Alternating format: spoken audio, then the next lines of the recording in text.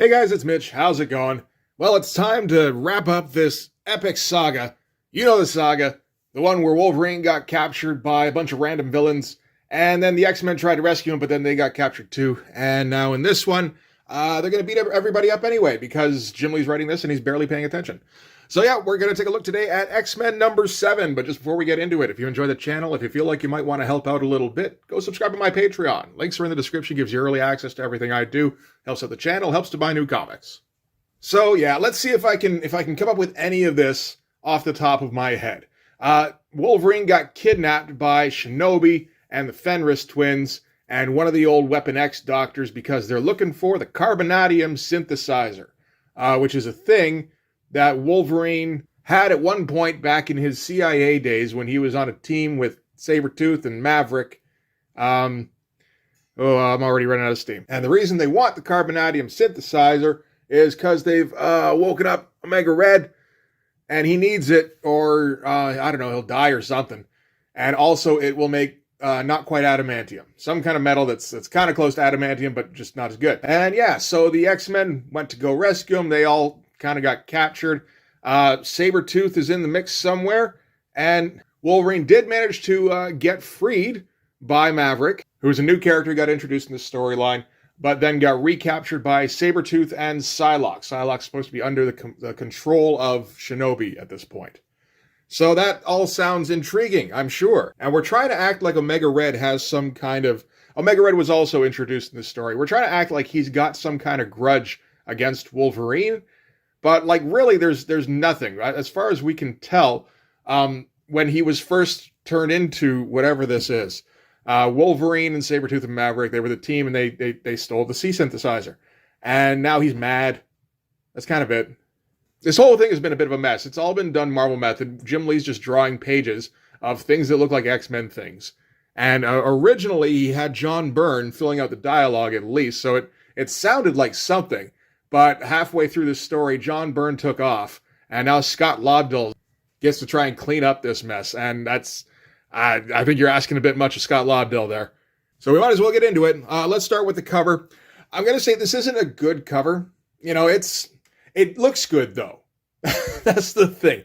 This is a very easy cover, particularly for somebody like Jim Lee. You know, it's just a gigantic shot of a head. All you got to really do is keep everything in proportion.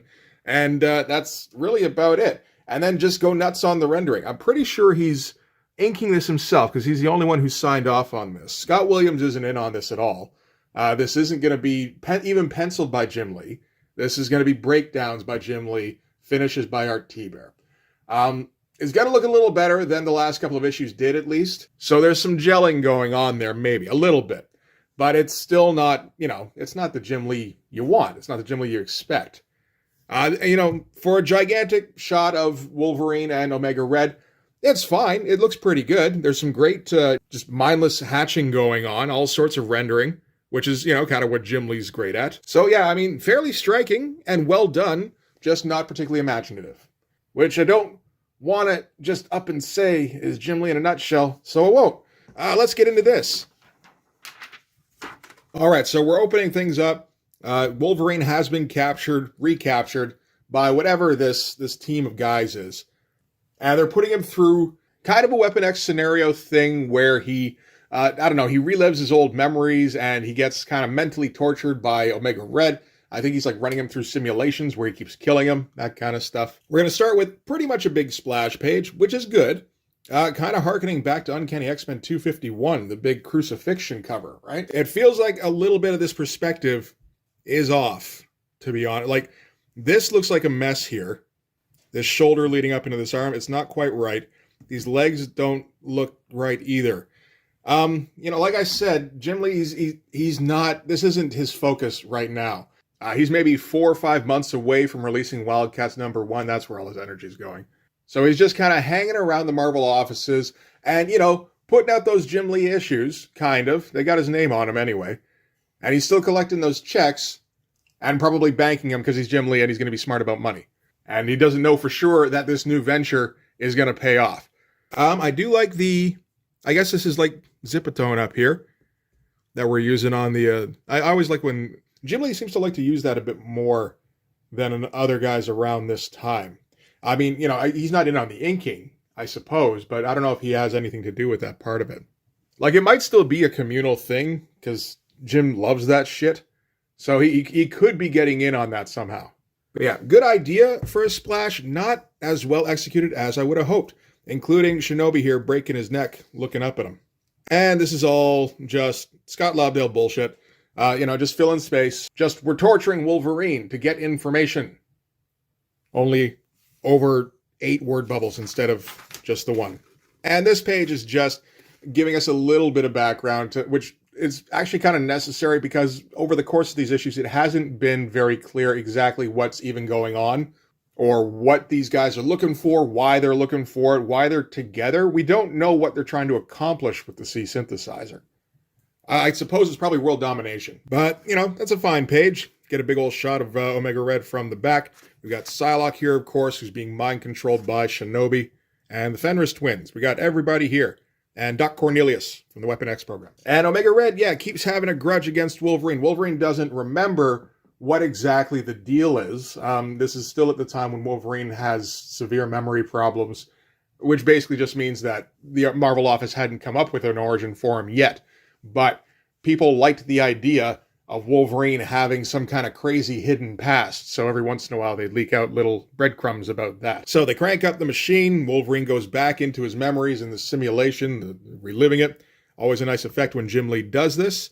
This kind of just not quite shadow, just doing weird sort of abstract shapes in like as placeholders for shadows. He does this a lot when there's some kind of telepathic business or something going on. Usually looks good when he does it. It's one of those techniques. Jim Lee, his whole thing is that he would learn a technique, figure out that was what worked, that was what looked good, and lock it in and go, this is what I will always use now in this situation. And that's what he does here. So he's going back to his CIA days with Sabertooth and Maverick. And this is, it feels like unnecessary information because we've already seen the outcome of this. This is them infiltrating some installation where they were building Omega Red. Into whatever, into this. And, that's all we get for now. But, we've already seen that they get the C-synthesizer, that the informant that was inside the installation gets killed on the way out, and they do effectively escape. So what are we doing now? I guess we're just kind of wasting pages, really. You got to eat up that number 22 somehow, right? All right, so from here, we're cutting to somewhere else in the this German stronghold. Okay, so we're in Germany. So, I guess we're at the von Strucker twins' place then. So Sabertooth is hauling Maverick in for, I guess they're just going to hold him. And they've got a couple of hand agents here. The hand have been absolutely useless throughout this entire thing. Just a complete joke. And Sabertooth keeps repeating himself that nobody told me the kid was out of sorts, practically keeled over before I got the chance to bruise him. And he said the exact same thing at the end of the last issue. And he's referring to Wolverine being near death when they theoretically tussled. We didn't see we didn't see a single tussle in the entire last issue, which is for plot reasons, but still that's not a good thing, particularly when you don't really have a story. All right, back with the B team of ex-villains. Shinobi's getting pissed off that we keep seeing information that we already know. So I guess Shinobi is our stand-in in this story, really. Scott Lobdell's decided he's the protagonist and he's going to use him to yell at Jim Lee. Stop drawing these fucking pages about flashbacks about Wolverine's career in the CIA. So the whole deal is Doc Cornelius here doesn't want to probe too deeply because he's afraid that he'll kill Wolverine. He feels some kind of guilt about having been involved in the Weapon X program that, turned him into what he is. He didn't seem to have a whole lot of guilt about it back then from what I remember.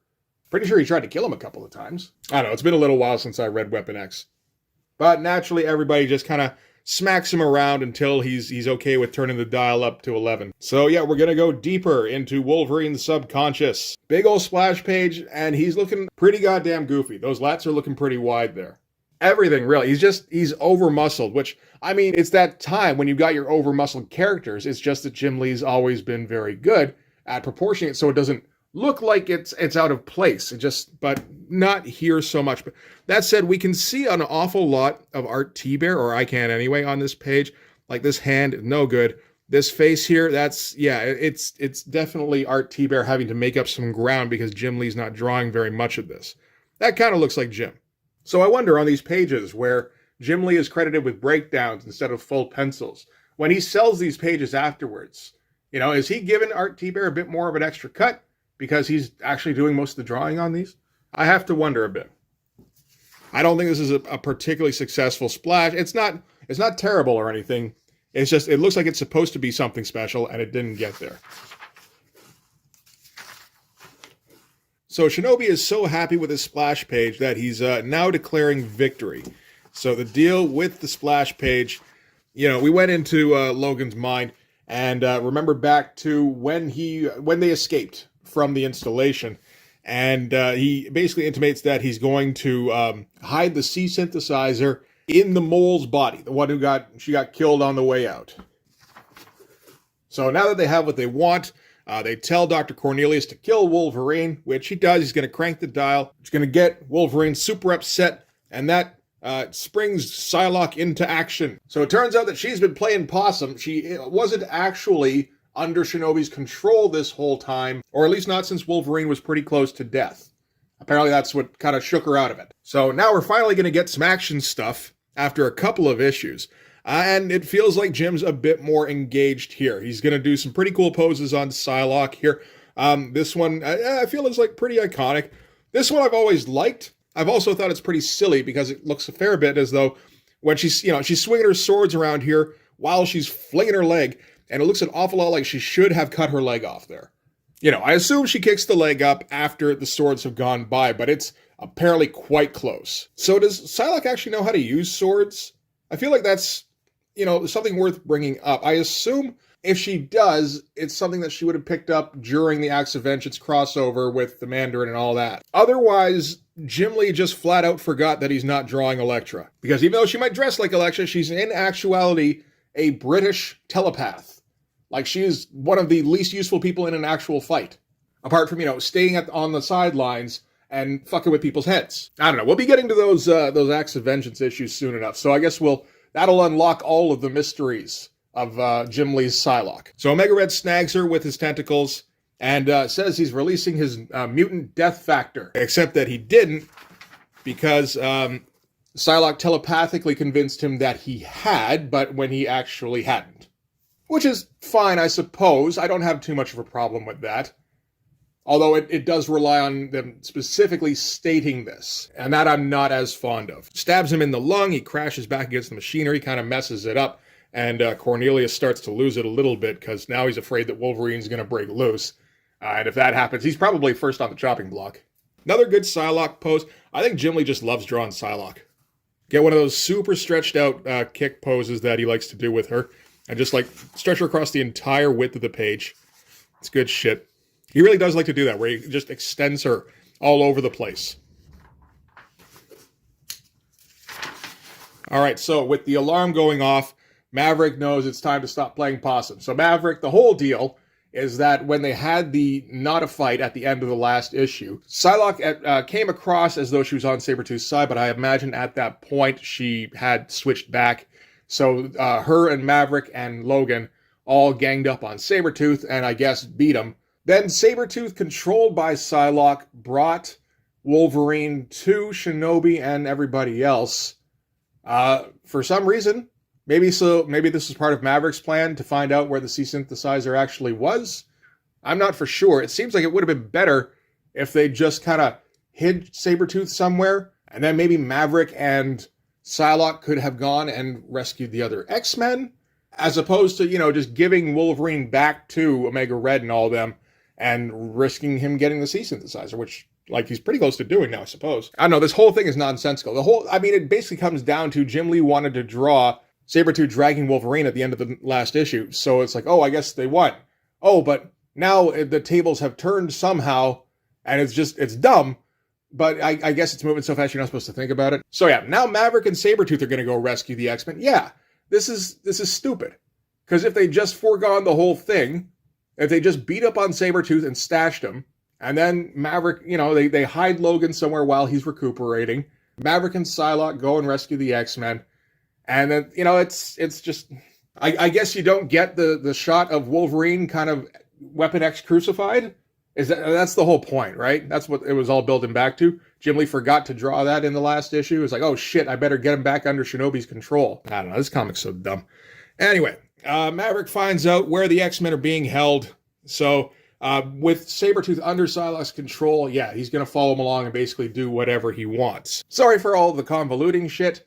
Just reading this upsets me sometimes with just how dumb it is. All right, back to the main chamber where Psylocke has gotten the upper hand on the sister of the Fenris twins. And Jim gets to use that treatment again for a psychic attack. It always works well, so Jim always uses it. Jim gets another cool shot of Psylocke in here. I think that makes 4 now. So yeah, if you ever want to learn how to draw Psylocke, or, just seeing as how she's basically just a woman in a leotard, just any woman's figure in a manner similar to Jim Lee, like this is the issue, X-Men number 7. So Omega Red apparently is getting weaker, although we're not showing that in the drawings, it's just he has to keep saying that. So his whole motivation in getting the C-synthesizer is it delays his death factor from affecting himself. I don't know, man. This is the kind of thing where it's like this character just shouldn't have lived this long. He was kept in suspended animation. Okay, so that's why he didn't kill himself with his pheromones years ago. But this character should be dead right after this storyline regardless. Which would be fine, because Omega Red isn't a fucking character. So he takes a swing with his tentacles. This is a pretty awkward transition here. I guess Psylocke lets go of Fenris Twin A and leaps, and Shinobi smacks her out of the air. You can basically tell what happened. It's just really awkwardly executed. I mean, it's a good thing this shot is here. Otherwise, this whole page would be a bit of a write-off. All right, back on the 7th floor where the X-Men are being held with no guards. So maybe they wouldn't even have had to hide Wolverine. They just could have run up there.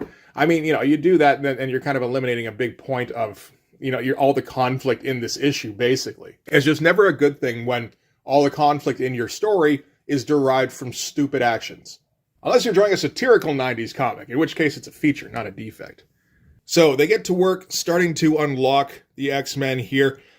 Meanwhile, Sabertooth's just kind of not really doing much. He's just standing here because the whole point of Sabertooth is to be in the room when Psylocke starts to get knocked around by Shinobi, so that we can get this shot of him looking at the camera and his eyes twinkling as Psylocke's telepathic hold on him starts to weaken. And yeah, so at this point, I think Psylocke is basically unconscious, so he's able to take a swipe at Maverick from the back, only get knocked back immediately by Beast, and then blinded by Jubilee. And that's pretty much going to be the end of that fight, at least as far as we get to see. So this is all kind of pointless. So Psylocke has been knocked unconscious. They have the whereabouts of the C-synthesizer. So as far as Shinobi and Omega Red are concerned, they've pretty much won, which is Logan's cue to break the metal bonds on his arms. And again, a sequence that is kind of dumb. Wolverine doesn't have super strength. If he'd popped the claws through the manacles, I think, it still doesn't make any sense because you're just poking holes in the end of it. But you can make it look cool, and that would make a bit more sense. But again, the point is to get this shot here with Wolverine breaking free. This is not a story. This is a sequence of pages that Jim Lee decided he wanted to draw and then realized, oh shit, now I got to draw connecting stuff in between. I'll sketch some stuff out and let art finish it. At least on the pages he wanted to draw, it looks fairly good. Here's another one with Wolverine going Berserker Rage on Omega Red. That's pretty good. That's better than anything we got in the last issue. And yeah, Omega Red gets tentacles around Wolverine, and Sabertooth gets blasted back through the window, so that's the end of his clash with the X-Men. I mean, it's all the X-Men versus Sabertooth, and Sabertooth's always been pretty B-tier, so I guess that was always how that was really gonna go. But, hey, fine Wolverine slashing shot. We've had a few of those over Jim Lee's career. So yeah, the X-Men are now ready for action, and we got our big team shot. This is another one that Jim can sell. You get the feeling this was the point, right? Yeah, he's milking the paycheck he can get from Marvel on this, but he's also stockpiling pages because they've just found out that there's a huge collector market for original artwork from comic books, with people who are willing to pay high 4, mid 5 figures for a cool looking page. So it's well, I'm just going to draw a bunch of those pages then. And yeah, takes out Shinobi with the eye blast. That's a pretty cool looking shot. I like that. No panel border. And I like the effect of the blast here. Get Gambit leaping into action. Whenever you get a leaping into action pose, that also drives up the price of the original art. So good job, Jim. Rogue busts up through the floor and starts throwing Omega Red around. Omega Red, really doesn't seem like much of a threat at this point.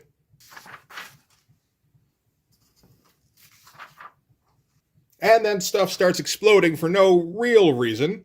Apparently, the chemicals stored here make this building a 10-story powder keg. I don't think we've even really found out where exactly everybody is being held. Like, what is this facility? Maybe it's been said at some point. No, not in this issue, I don't think. German stronghold. They keep a lot of chemicals in German strongholds, typically. I feel like going back and checking their notes now, like checking their work. Like looking back at issue 5 and issue 6 and be okay, do they ever actually say what this place is supposed to be? Do they give any kind of indication of why there would be volatile chemicals being stored here? I'm guessing not. So they're going to bring the Blackbird around, and Cyclops busts a hole through the ceiling. I guess they could probably get up through the ceiling if they had to. And they're going to speed away, and that's the end of that adventure. Meanwhile, on Mojo World, because if you recall, for some reason, Longshot and Dazzler have had like a page or two in the last few issues.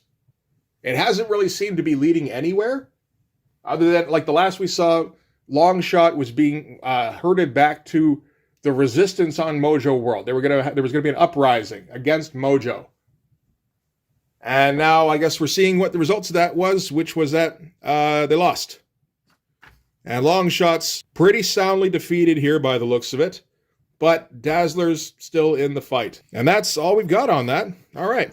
So yeah, we're not going to get any more about Longshot, Dazzler, Mojo World, or anything in this issue. So just they got an idea for like 3-4 issues from now where the X-Men go to Mojo World and do a Wizard of Oz ripoff. I mean, I guess at least they're looking ahead a little bit. That's something. I'll give them some credit for that. All right, so now it's after the fact. We're at the German embassy. And so everybody can rest up a little bit. They can get their towels and their mugs of coffee. And they can just sort of enjoy the diplomatic opulence, I suppose. Except for Wolverine. I guess he's all healed up now. So he's going to go and tie up the loose end of the C-synthesizer. And Cyclops gives him a, "We got your back if you need it, buddy." Which doesn't feel like Cyclops and Wolverine, like how they've ever been. But why not, I guess. All right, so from there, we're cutting to a cemetery on the outskirts of Berlin. We're going to wrap this up in a hurry, in very many tiny panels, because Jim Lee didn't pace this too well. He was too busy drawing splash pages and shots of Psylocke. So Shinobi and a few of the Hand members enter the cemetery, and they're going to dig up the grave of that the double agent that got killed all those years back, whenever that was, in the CIA mission. Because that's, where the C-synthesizer should be. It's in her corpse. Or on her corpse. Oh, hopefully not in her corpse. It might have been in her corpse. Only when they get there, they discover that Wolverine got there first, dug up the grave, opened the coffin, and got inside, and then buried himself again. I mean, we do find out here that Maverick also came along. So maybe Maverick filled in the grave again. But this is the dumbest plan I've ever heard of. Basically, all so we can get the shot of Wolverine busting out of the coffin and slashing at Shinobi in a not particularly cool panel. So what was the point? Just dig up the grave and then hang around. And when Shinobi shows up, that's when you stab him. No, instead, you made Maverick do all this shovel work, and then you lay in a box with a corpse for, I don't know, a few hours? That's the bit I want to see. I almost want there to be 6 pages of lead up in here, like Kill Bill Volume 2 style, of him just staring at the inside of this coffin, thinking, oh man, I'm going to get them so good. Oh, it's going to be sweet. So yeah, Wolverine slashes at Shinobi. Maybe he's dead, maybe not, who knows. Kills the Hand members here because they're good for nothing but shovel work as well. And then I forgot his name. And then Dr. Cornelius gets the drop on him and wants to make a final connection, because these are Weapon X guys. Only Wolverine doesn't remember any of that. And I guess Shinobi's actually not dead, because he yells, he remembers nothing, Cornelius, kill him. So this is all pointless. This whole thing was pointless. Just take the C-synthesizer and go away again. But before Cornelius can pull the trigger, Maverick shoots him from behind, so I guess that's the end of Doc Cornelius. And Wolverine, oh right, he switched to his yellow and blues here. That's a shame. I always like the brown costume better. Fishes out the C-synthesizer and tosses it to Maverick. Maverick's going to take it back to whoever he's working for. And by the time he looks up from catching it, Wolverine's disappeared because, shit, we got cliches we can use. We might as well. So that's the end of the comic. That was 22 pages of stupidity. But at least it looked good some of the time. Not as good as it could have. Jim Lee could have done full pencils. He could have got Scott Williams to ink it, although, again, he's probably inking Image books at the moment. I don't know if Wills is doing it. Wills is actually probably working on Uncanny at the moment. So he can't help out with the page designs. That's a bit of a shame. But anyway, yeah, that's that particular storyline. That whole thing is just dumb. There wasn't a single smart thing happened over those last 4 issues. And Jim Lee dicked around for a while before he decided to do some fight stuff. So at least we finally got some in this issue. I think we're going to do like the next issue with, Bishop on the cover. And since we just had a 4-issue epic, naturally we need to have another winding down issue, right? So Jim can draw Psylocke in a bathing suit and Rogue in like short shorts and a halter top. I'm not saying these are bad things. I'm just saying, maybe stretch out the wind down issues. But then again, he wasn't going to be sticking around that much longer. And then after that, I think I'm done with the Jim Lee X-Men books. I mean, there's only like 3 or 4 more, and they're really not worth going over. So that'll do it for this one. Thanks very much for watching. If you like this video, please hit like, hit subscribe, hit the notifications so you know when the next one's coming out. Go over and subscribe on my Patreon. It gives you early access to everything I do, from the Blood Force stuff to the YouTube videos before they get uploaded to YouTube, as well as some Patreon exclusive content. You can also follow me on Instagram and DM me there for commissions, and you can join the Blood Force Discord server. Yeah, that's going to do it. Thanks again for watching, guys. I'll see you in the next one. Bye-bye.